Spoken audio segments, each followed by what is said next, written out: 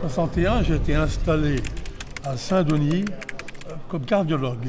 Une famille amie algérienne est venue me voir en me disant « Notre fils n'est pas rentré ». Alors moi j'ai été avec le docteur Klotz, H.P. Klotz. On a demandé à Paris où est ce garçon. Ah, il s'est évadé. On a dit c'est pas vrai, il est parvenu. Et on a été finalement à la morgue. Et on a fait ouvrir tous les machins jusqu'à qu'on le trouve et qu'on voit qu'il avait été massacré, battu, etc.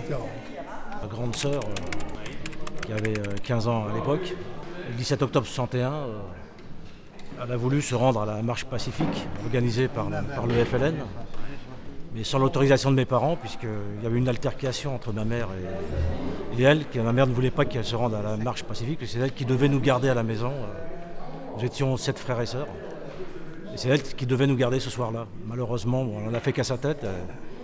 En sortant de l'école, elle est partie en direction des transports pour se rendre à la marche pacifique. Elle n'est jamais revenue, puisque elle a disparu, et 15 jours après sa disparition, dans le canal de Saint-Denis, donc tout proche de la gare.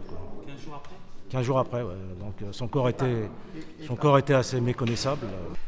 Et le 17 octobre, je reviens. Alors j'ai dit, qu'est-ce qu'on va faire maintenant le 17 octobre? Tout le monde vient, dit, il pleuvait, il faisait froid terriblement, terrible. Il fallait que tout le monde va à la Concorde, se manifester. Arrivé à la Concorde, vous savez, la Concorde, pour monter les escaliers, il est séparé d'une tronche à l'autre.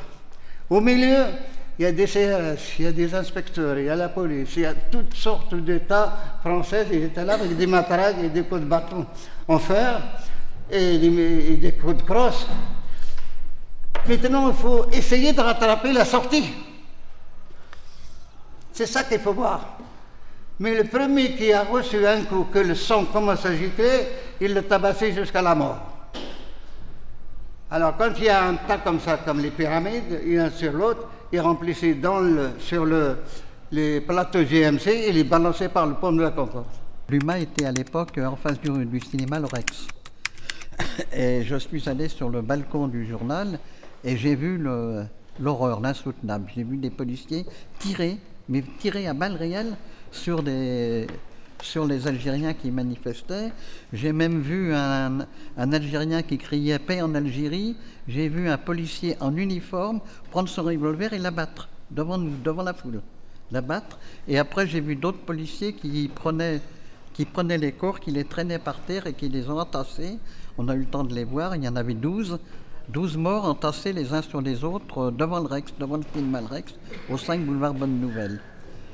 Je me souviens très bien de ces femmes et de ces enfants, parce que ce qui prouve qu'ils n'avaient pas l'intention de faire du grabuge, les manifestants, ils étaient venus avec leurs femmes et leurs enfants, habillés en dimanche. Ils manifestaient à l'époque contre le couvre-feu qui les empêchait d'aller travailler de nuit, parce que la plupart travaillaient en usine de nuit. Je pense que les dernières interventions et toutes les interventions qui ont suivi montrent au contraire, il faut venir à l'état brut des événements, la manière dont ils ont été vécus.